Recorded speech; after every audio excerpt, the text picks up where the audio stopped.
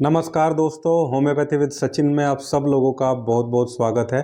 दोस्तों, आज मैं डिप्रेशन की 6 ऐसी बेस्ट होम्योपैथिक मेडिसिन के बारे में आपको बताऊंगा, जिनमें से किसी एक मेडिसिन के अगर सिम्टम आपके साथ मैच करते हैं, केवल एक मेडिसिन को यूज़ करने से ही जो ये डिप्रेशन की समस्या है, चिंता, तनाव, लगातार अवसाद में बने रहना जो है, ये हमेशा के लिए ठीक हो जाता है। चलिए दोस्तों, शुरू करते हैं। दोस्तों, डिप्रेशन, अवसाद एक ऐसी समस्या है जो लगातार समाज में बढ़ता जा रहा है। बहुत सारे रोगी दिन पर दिन इसके बढ़ते जा रहे हैं। इसके बहुत सारे कारण हैं। सबसे पहला कारण है लगातार एंग्जियस रहना, चीज़ों के बारे में लगातार सोचते रहना, फ्यूचर में क्या होगा ये सोचते रहना, या किसी प्रियजन का बिछोह, प्रियजन की मृत्यु हो जाना, या किसी रिश्ते में दरार पड़ने की सिचुएशन से ये स्थिति बहुत ज़्यादा बनती जा रही है। इसमें हमारे माइंड में थोड़ा केमिकल चेंजेस देखने को मिलते हैं।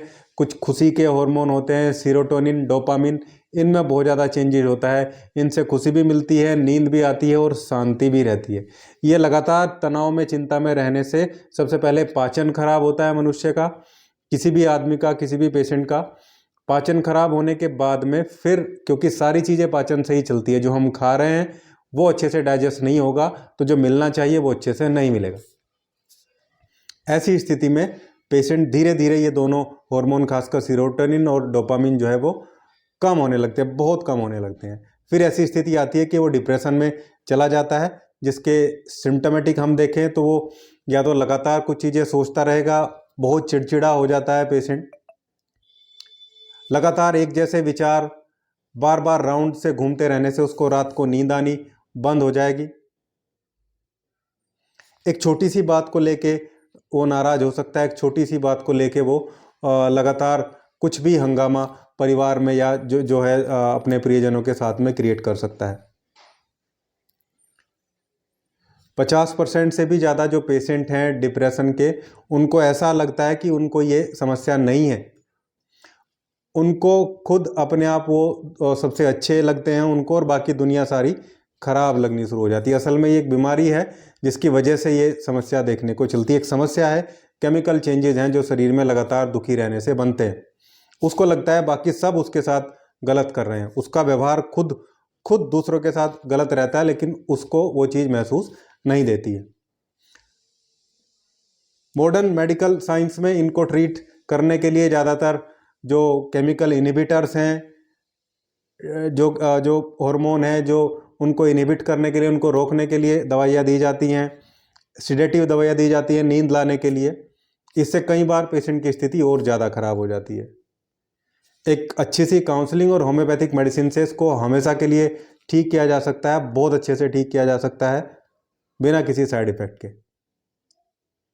इसी सीक्वेंस में मैं आज आपको 6 टॉप होम्योपैथिक मेडिसिन के बारे में बताऊंगा। मेडिसिन और भी हैं, लेकिन ये ज़्यादातर सूटेबल रेमेडी हैं।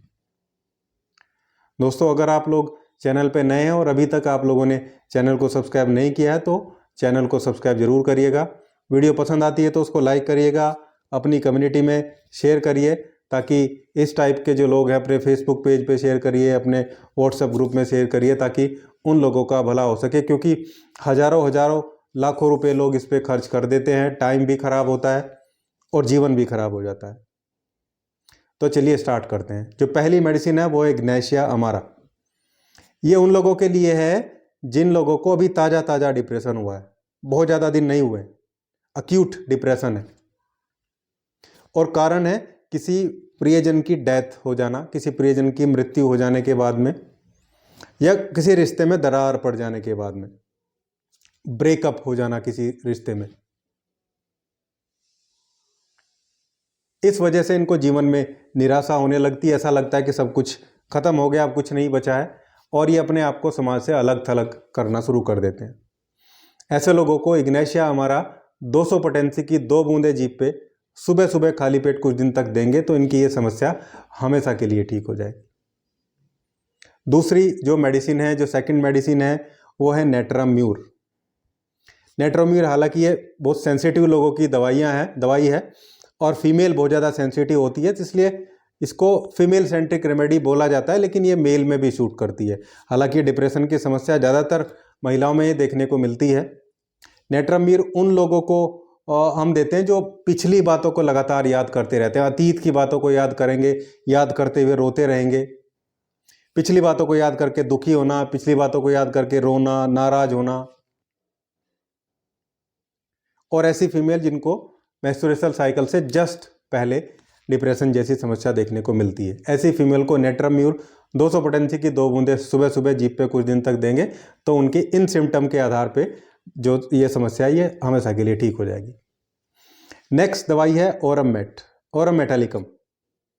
ये पेशेंट लगातार उदास रहता है, इसको लगता है कि इसका जीवन बोझ है, ये दूसरों पे बोझ है, इसका जीवन बिल्कुल बेकार है और भविष्य बिल्कुल अंधकार में है, मैं किसी काम का नहीं रहा, ऐसी सोचते हुए लगातार जब ऐसी निगेटिव सोच रहेगी तो इसको बहुत ज़्यादा आत्मघाती विचार आते हैं इसके दिमाग में, आत्महत्या करने के सुसाइडल थॉट जो है इसके माइंड में आते हैं।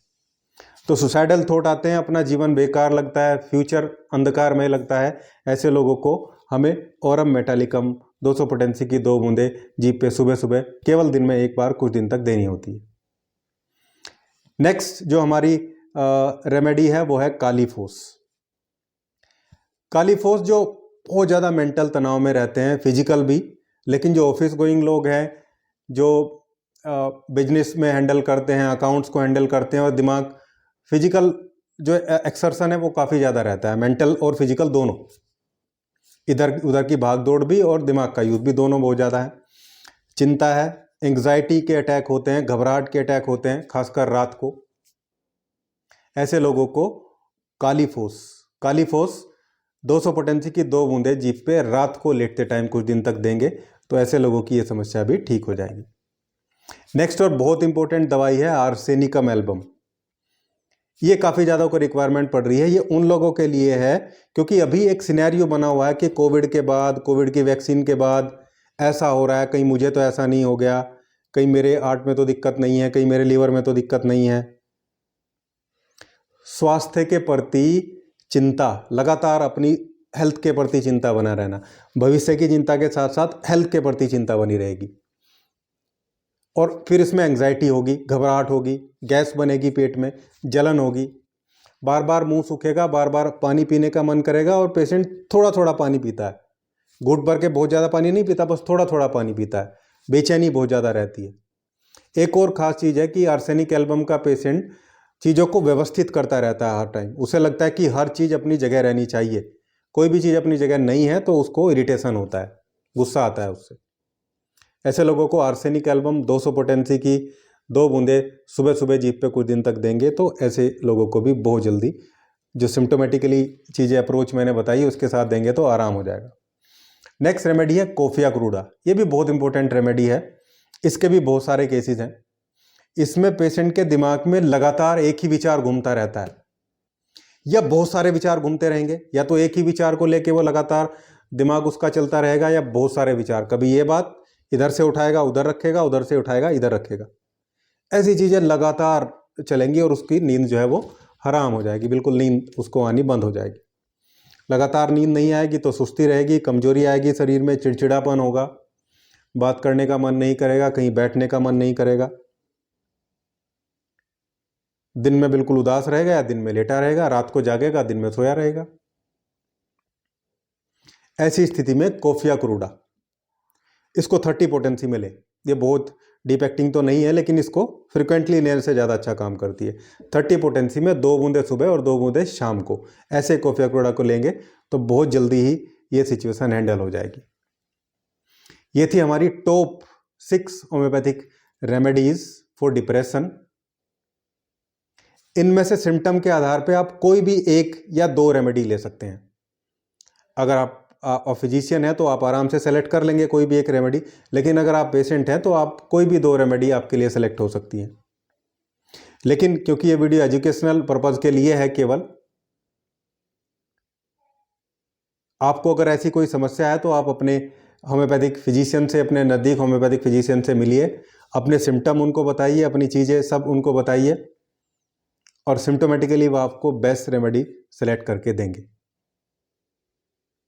क्योंकि ये गंभीर समस्या है, इसमें एक कंसल्टेंसी के बाद ही हमें ट्रीटमेंट लेना चाहिए।